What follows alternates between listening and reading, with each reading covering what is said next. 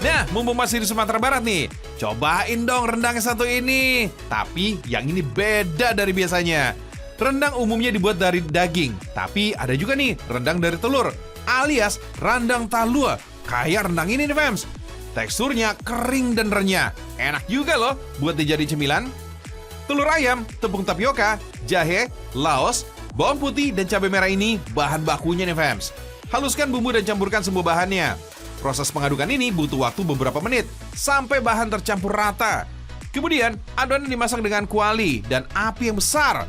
Segera nih supaya nggak gosong dan angkat deh. Prosesnya dibuat seperti kulit risoles, Fems. Lihat nih, teksturnya lembut dan gak terlalu kering, Fems. Kemudian dipotong kecil-kecil, Fems.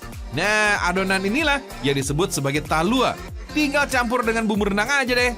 Bumbunya masih sama dengan rendang biasa. Kelapa yang dipilih harus tua untuk menghasilkan santan berkualitas. Oh iya, santan tidak dapat dipisahkan dari makanan ranah Minang.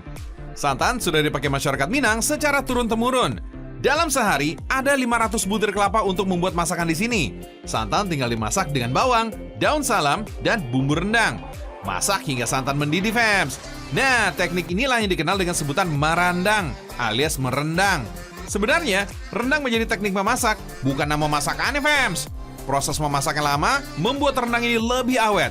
Kira-kira ada 16 macam bumbu nih yang digunakan dalam pembuatan rendang. Nah, bumbu bisa sebagai anti mikroorganisme dan mengandung antioksidan, sehingga dipercaya bisa sebagai pengawet alami. Baru deh, masukkan talua alias telur. Ingat ya, Fems, rendang harus terus diaduk non-stop sampai 1,5 jam. Fems, sejak rendang dinobatkan sebagai makanan terlezat di dunia, rendang talua ini juga ikut naik daun, Fems. Soalnya banyak orang yang penasaran karena rendang telur ini bentuknya nggak bulat. Setelah matang, rendang talua tinggal ditiriskan saja. Peras untuk memisahkan bumbu dan minyaknya.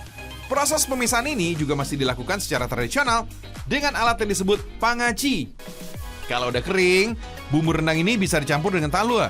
Sebenarnya varian rendang ini ada banyak, Fems. Gak cuma daging aja. Bahan yang dipakai ini bisa dari jamur, sapi sampai belut ini juga ada, Fems. Tapi tetap kalau kesini jangan lupa beli ya rendang talua ini untuk oleh-oleh. Oke? Hehehe.